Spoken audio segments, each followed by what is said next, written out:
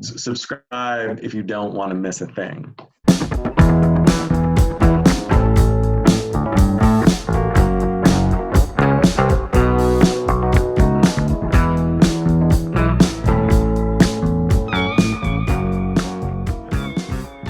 Hey guys, welcome back to Listography. Joined again by Ryan and Joe. Doing something a little bit different today. Today we're doing a top 5 list of some of our favorite Aerosmith moments, things, happenings, pop culture appearances. Just a little bit of a miscellaneous Aerosmith stuff. Who wants to kick us off? You go, Joe. All right, I'll start this one off. Mine are all pretty sorted and kind of weird, except for one. We'll start with my number 5, and that is that David Fincher directed the music video for Janie's Got a Gun, which I did not know until researching this project this week. Number 4, Joe Perry and Steven Tyler's wives/girlfriends got into a fight and threw milk at each other, and that was a big deal. It almost broke up the band. Is that why Milk Cow Blues is the closer on a what you call? Very well could be. I can neither confirm nor deny that. Can't vouch for that. Number 3 was the fact that Steven Tyler put his daughter Liv in the video for Crazy, which just kind of seems weird. If you know the video for Crazy, it's like them dancing on a stripper pole and going skinny dipping. Just kind of weird. Kind of makes sense for Steven Tyler, I guess. Number 2, Steven Tyler did so much drugs that he wanted to cover his own song, apparently. Heard You See Me Crying, and he was like, this is a great song, we should cover it, and Joe Perry told him that he had written it. So I thought that was pretty cool. I wish I was that level of rock star. And the number 1, which people probably already know, and maybe it's not even true, but I found this on the internet, and that is that Dude Looks Like a Lady was written about Vince Neil, a little encounter he had at a bar. I have heard that, yeah. And that's a hell of a thing for Steven Tyler to say, especially now. He's really aged into a withering old Jack Sparrow type woman. He looks, he looks like a grandma at this point, like a funky grandma. A old gypsy woman grandma, yeah. That was my top 5 sorted, weird Aerosmith moments. My 5 Aerosmith moments, things I appreciate. Number 5 is going to be them covering Come Together. I don't like it more than the Beatles version, but I do really like that they kind of just made it their own without changing it too much, and I do think Steven Tyler sounds really good on it. My number 4 is just going to be the existence of Liv Tyler. Thank you very much for that. She's very easy on the eyes, and she's pivotal in Lord of the Rings. What more could you want? Number 3 is going to be from 2016 when Steven Tyler randomly walked on to the snowstorm coverage in New York City on, I think it was CNN. You can find it on YouTube. He kind of just shows up and starts giving a weather report. It's very fun. Number 2 is going to be their relationship with Dana Carvey and Mike Myers for their SNL sketch. I believe Tom Hanks hosted that episode probably in 92, 93. And then they show up in Wayne's World 2 as well, which is pretty awesome. They are the only band that shows up for Wayne Stock, or at least for the first episode, the plot goes.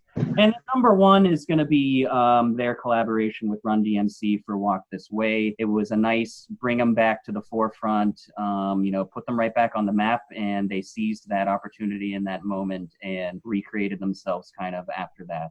So those are my top 5 favorite Aerosmith moments. All right, I guess mine are kind of in no particular order, but at number 5, I have the Whitford St Holmes album. This came in 1981 when Brad Whitford left the band. He got together with Derek St. Holmes, who was the singer for Ted Nugent's band. They put out a record together. Not the best record song-wise, but it's nice to have a showcase of Brad Whitford's much underappreciated guitar playing. Let me jump in here because something I've wanted to talk about that hasn't come up yet with Aerosmith, and that's when you and I were talking. You said you might think Brad Whitford is more essential to the band than Joe Perry. Not necessarily essential to the band, but I think he might be a better guitar player. Interesting. Okay. I think Aerosmith was very smart in the way they marketed themselves. Joe Perry certainly has the better look, and they were going for that Jagger Richards thing, and I think they nailed it. But I think in doing so, pushing Brad Whitford to the side, really maybe a mistake. I don't know. But if you look at Brad Whitford's Wikipedia page, it shows all of the songs that he actually plays lead on. And it's an interesting list. Number 4 for me is the Revolution X video game from 1994. What? I guess you don't remember this? I have no idea what you're talking about. There's an Aerosmith. Remember this? Go on.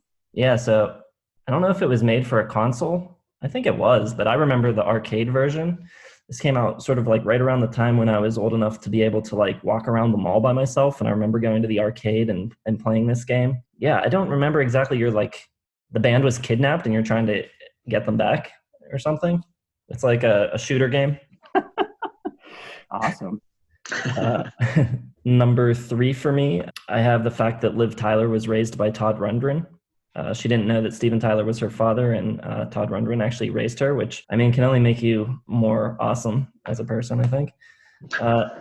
Number 2, Joe, you mentioned those Get a Grip era videos that Liv was in, but the real star was Alicia Silverstone. I got that at number 2. And number 1, I have Steven Tyler on American Idol. He just said some of the most batshit crazy stuff when he was on that show, and it's amazing to watch. Highly recommend checking out the YouTube clips of him on that show. He definitely brought another dimension to the singing competition show. Before we close out our Aerosmith week, can we address Don't Want to Miss a Thing and what we feel about that? Because it's probably one of their biggest songs ever. Just missed my top 10, actually. It was my first Aerosmith song. I loved Armageddon, the movie. It's the only movie I've ever seen by myself in theater. And I would watch MTV for... You must have been 12 years old. You went to see Armageddon alone? What was going on? I was 12 or 13, and I would watch MTV just to see that video. I love that song, and I'm not afraid to admit it on the internet. Who were you pining for? I mean, Liv Tyler, I guess, mostly. Just the movie, actually. I loved the movie, okay? Okay. Okay. I didn't like the movie or the song, although I like the song more than the movie. But I really didn't like this song at all. I never saw Armageddon.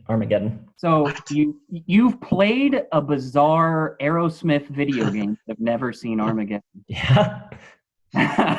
You have the coolest life. What can I say? Yeah, I wasn't going to movies by myself at that age, so it's hard for me to get to. I had to talk my mom into letting me go by myself. Yeah, song-wise, though, I guess I can appreciate the writing. Diane Warren wrote this one? Mm-hmm. I mean, as far as like a piece of pop songwriting goes, I guess it's fine, but not that into listening to it, actually. I'm going to listen to it right after this show. All right. Alone in a Cineplex. Really loud. All right, well, thanks for watching, guys. Like always, if you enjoyed the video, make sure you hit the like button, subscribe, and hit the bell to get notifications. Our next round of videos I will be absent from. Joe and Ryan are going to tackle the Metallica discography without me, so you can look forward to that. And then I'll be coming back the following week, and we'll be talking some Eagles. So yeah, stick around for that, and we'll see you guys all on the flip side.